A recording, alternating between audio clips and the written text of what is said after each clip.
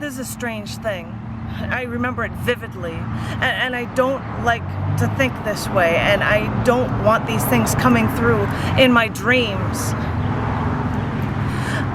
I was going to see my father in Florida in a few weeks at the time, and in my dream, it was shortly before I was going to Florida to see my father. And my sister called to tell me that she just found a great price for airline tickets to Florida, so she was going to meet me there in a day or two. And I told her it's funny, I just heard that Aunt Sally was going to visit there too. And I didn't think much of Aunt Sally telling me this, even though I don't even think she has my phone number, and I never see her. And besides, I didn't question why my dead mother's sister was going to meet me at my dad's house. But the next thing I knew is that I'm in Florida, and I think everyone else was there too. And there was music coming out of my dad's house. I think there might have been a table in the driveway for snacks, and people were meeting around our house like we were hosting our own party. It hurts me so much to write this now, but Mom was there, alive.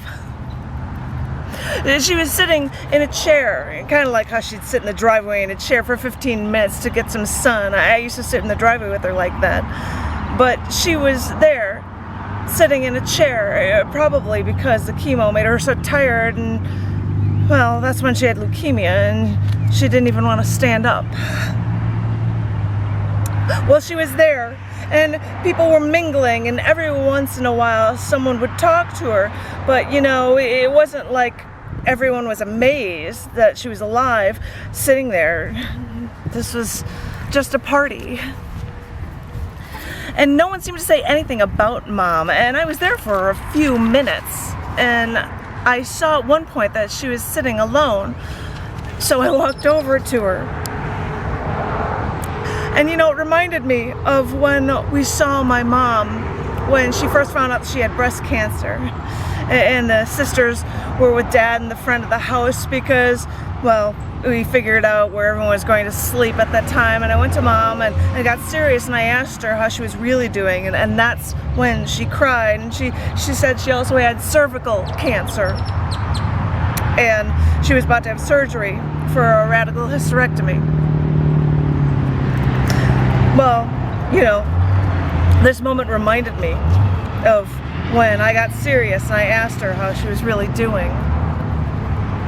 And I couldn't bear to ask her why she was there or how she was alive.